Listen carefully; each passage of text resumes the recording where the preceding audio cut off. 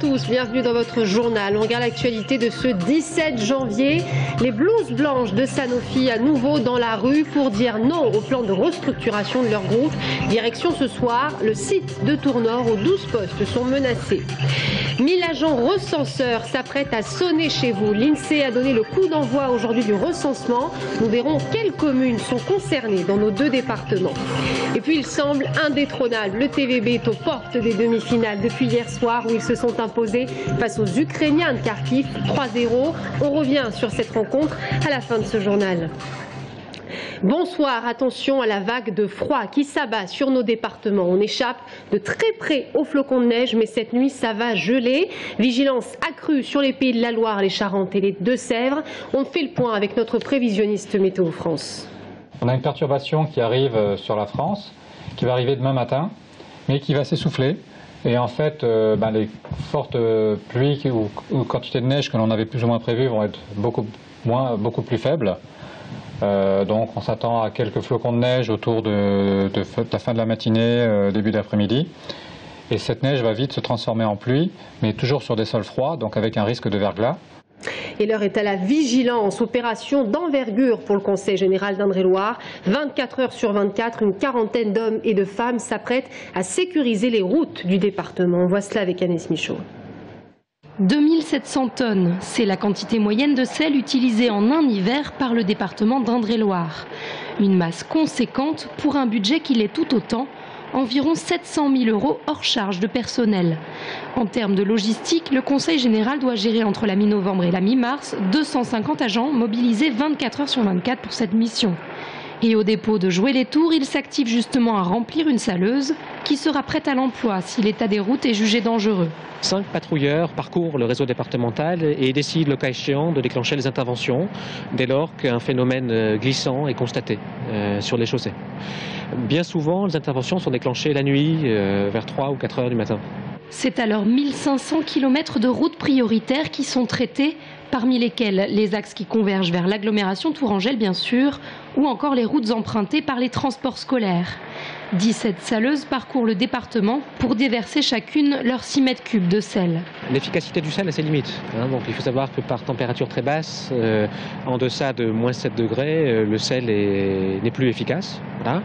Donc là, à des températures supérieures à moins 7 degrés, le sel agit contre la formation de verglas, de pluies verglaçantes et de phénomènes glissants au sens large, sachant que bien sûr le sel fait fondre la neige. Pour l'heure, on se dirigerait plutôt vers un redout dans les jours qui viennent. Il faudra donc sans doute encore attendre pour voir le balai des saleuses, et tant mieux. Les salariés de Sanofi reprennent les chemins de la contestation un peu partout en France et chez nous aussi sur le site de Tournord. 12 postes sont menacés. En cause, vous le savez, l'annonce d'un plan de restructuration qui crée la panique chez les blouses blanches. Je vous propose d'écouter un salarié de l'entreprise.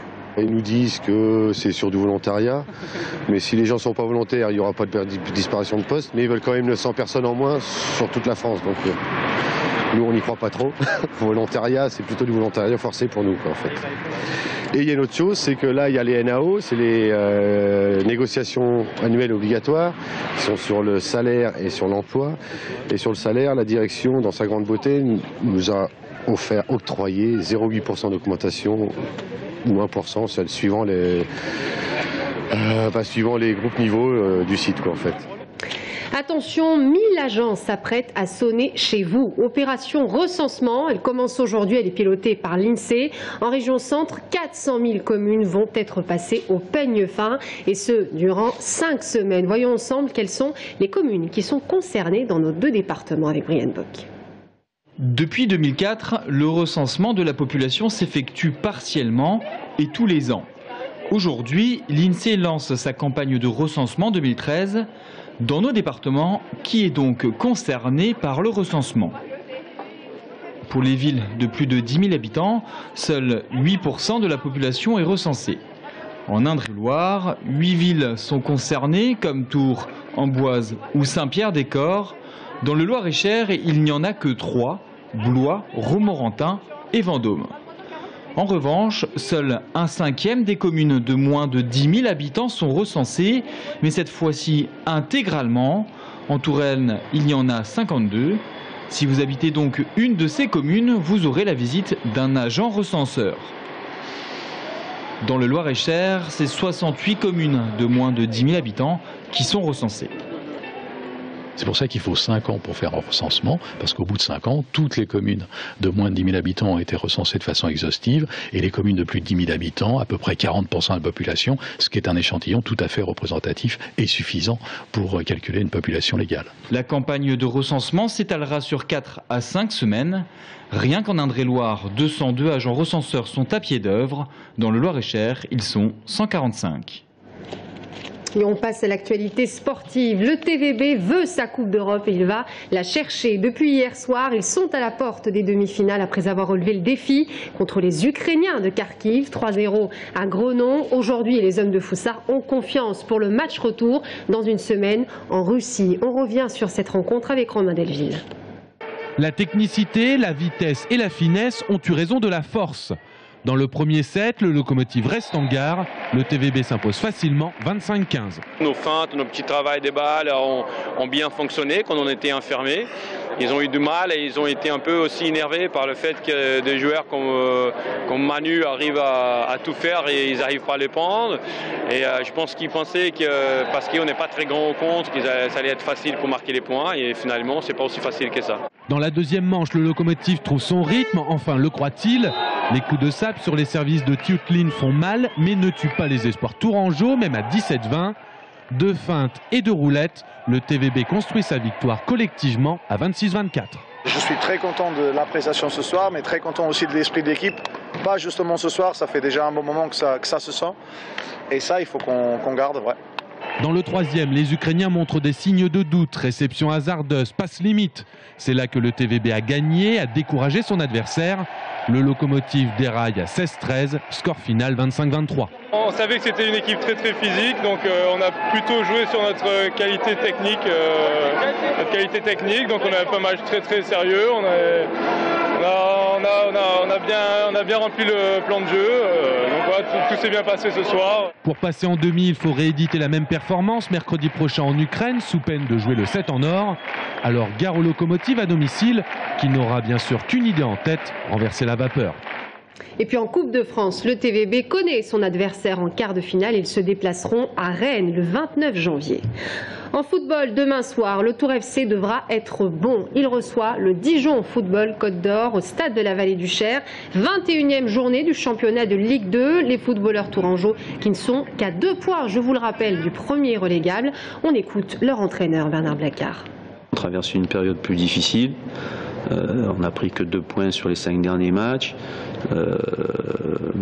Alors même si tout n'a pas été négatif, parce que je pense qu'on n'a pas été payé sur certains matchs à domicile, il faut quand même se rendre compte de la situation et même s'il n'y a pas encore urgence, il serait bien de ne pas retomber dans cette zone où on a été si longtemps. Les bras morts au secours de la Loire. En moins d'un siècle, le niveau de la Loire est descendu d'1,50 m, un danger pour la reproduction des espèces piscicoles. On se rend ce soir entre Saint-Marc-la-Pile et Langeais avec Romain Delville. En 80 ans, le lit de la Loire a baissé d'1,80 m à 2 mètres selon les endroits. Des annexes hydrauliques, comme ici sur le site du Joli Cœur, entre Saint-Marc-la-Pile et Langeais, s'en sont donc retrouvés à sécher toute l'année. L'intervention de l'homme a reconnecté ce bras de Loire au fleuve, ceci afin de revitaliser le bras mort, pour que les poissons, en particulier les brochets, puissent y trouver un nouveau lieu de reproduction. La femelle va disséminer ses œufs, alors pas à un endroit, mais va disséminer ses œufs de façon ponctuelle. Donc c'est la raison pour laquelle il lui faut de grandes surfaces. Et le brochet mâle derrière va déposer sa laitance sur les œufs disséminés sur la végétation. C'est le grand défi des travaux de terrassement réalisés en septembre, abaisser le niveau du bras mort et surtout arracher la jussie pour favoriser le développement de la végétation herbacée. Cette végétation va se développer en période estivale, lorsque les niveaux seront bas. Donc on a besoin pour cela d'avoir des bras morts qui vont s'assécher l'été pour permettre une végétalisation, et le brochet au cours du printemps suivant, début mars, va pouvoir se reproduire, déposer ses œufs sur ces strates herbacées. Le développement des espèces aquatiques devrait donc repartir en 2013 au Joli Cœur. L'an prochain, ce même type d'intervention devrait avoir lieu à Vouvray, non loin de la confluence de la Cisse et de la Loire, toujours dans le but de créer des nids d'amour piscicoles. En privé avec Claude Greff, c'est le magazine que vous pourrez voir ce soir sur notre antenne. La députée UMP d'Indre-et-Loire revient sur son mandat de secrétaire d'État à la famille, ses ambitions pour la Touraine et son rôle au sein de l'UMP d'Indre-et-Loire. La femme politique vise-t-elle la mairie d'Amboise en 2014? Je vous propose d'écouter un extrait de cette émission. Amboise, on n'est pas très loin de la mairie. On vous prêtait comme intention de devenir maire à une époque. Tout ça s'est abandonné. Pourquoi abandonner? Non, je crois que le maire d'Amboise sait que 2014 est l'année où il mettra fin à son mandat. Et j'y contribuerai. Selon vous? Complètement. Alors, vous mettez en avant quelqu'un? Je travaille beaucoup en ce moment, il ne faut pas aller trop vite pour expliquer tout ça. Nous travaillons pour faire en sorte que justement Amboise puisse trouver un nouveau souffle, parce qu'on s'endort beaucoup à Amboise, peu de choses ont été faites à Amboise.